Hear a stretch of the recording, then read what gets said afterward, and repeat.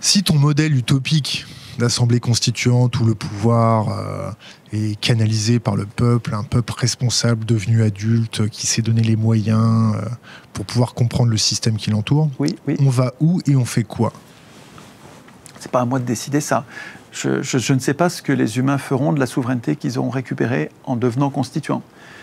Mais c'est pas grave, parce que de ce que je connais des humains, je sais bien qu'il y a quelques affreux, très égoïstes, des violents, mais qui je vois complètement minoritaires et marginaux. Et c'est pas eux. Si on prend nos décisions ensemble à la majorité, c'est pas les gens méchants, violents, égoïstes qui vont faire la loi. Ils sont minoritaires.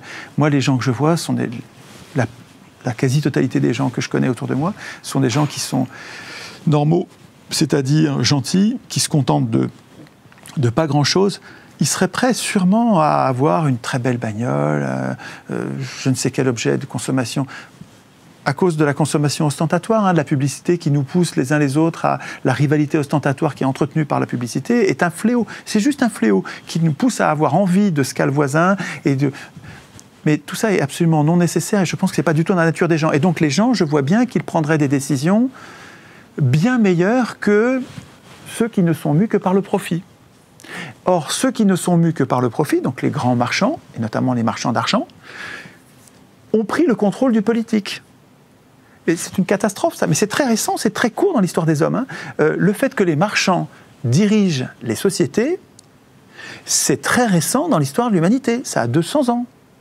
Et ça a commencé il y a 300 ans avec la Banque d'Angleterre, quand les banquiers ont commencé à accéder à la création monétaire. Alors là, ils ont commencé pendant un siècle à devenir suffisamment riches pour corrompre et accéder au pouvoir politique.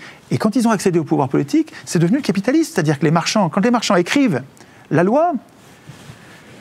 Non, mais souvenez-vous, Jésus qui chasse les marchands du temple, les humains savent ce qu'ils ont à craindre. Mais lisez Adam Smith. Adam Smith qui écrit sur les marchands. On a lu Adam Smith. Adam Smith dit « Méfiez-vous des marchands, ne laissez pas les marchands écrire les lois. » Donc on le sait depuis toujours qu'il ne faut pas que ce soit les marchands qui écrivent les lois. Et depuis 200 ans, ils se sont mis à écrire la Constitution, donc mettent en place l'élection, et l'élection leur permet de désigner les acteurs qu'ils aident et qui sont donc leurs choses, et donc ils écrivent leurs lois, et donc les marchands écrivent leurs lois, et donc ils écrivent la responsabilité limitée, alors que la responsabilité, elle devrait être illimitée. La personnalité morale, qu'est-ce que c'est que la personnalité morale?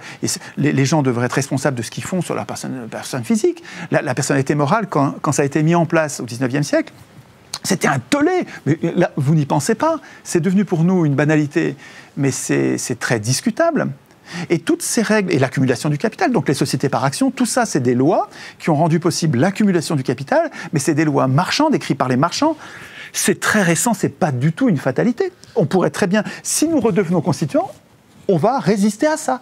Si on redevient constituant, parce qu'on n'a jamais été, si on devient constituant, on va venir à bout du capitalisme, et des dictatures. Il n'y a plus de place pour un tyran, les différents fascismes, on les appelle comme on veut, mais il n'y a plus de place pour un tyran dans un peuple devenu constituant. Si les gens s'occupent du pouvoir, constituant, ça veut dire que je m'occupe du pouvoir, ça veut dire que j'ai pris, pas tous les matins, c'est pas toutes les minutes, mais régulièrement, je m'occupe des pouvoirs et je réfléchis à limiter les pouvoirs. Je suis devenu constituant, je me préoccupe des pouvoirs, c'est-à-dire que je suis vigilant, je suis exigeant au point de vue des pouvoirs, je n'abandonne pas ma souveraineté à des représentants. Et pour être exigeant, il faut comprendre. Oui. Et bien. Et donc, comprendre, ça, nos cerveaux nous permettent de comprendre. C'est pas compliqué, ce dont il s'agit. C'est accessible à tous les cerveaux humains. Ce que je dis est accessible à tous les cerveaux humains. Je te promets. Il n'y a pas du tout... Je me trompe peut-être, mais j'ai vraiment l'impression que ce que je dis est accessible. Mais je le vois, pas que dans les conférences, je le vois dans le train. C'est-à-dire que quand je vais à Bordeaux en train, j'ai 7 heures de train. En TGV, c'est ça? Ah non, à Bordeaux, c'est une ligne TER. Donc je vais passer 7 heures de train. Et 7 heures de train, je vais avoir des gens autour de moi dans les compartiments, je vais leur parler. Et ça, c'est des gens au hasard. Et c'est des gens simples, c'est des gens... c'est pas des intellos, c'est pas des polytechniciens, c'est des gens simples, avec une vie simple. Et on parle de constitution, ils comprennent à toute vitesse. Et au bout de ça dépend, quelquefois c'est une demi-heure, quelquefois c'est 1 heure ou 2, on écrit des articles.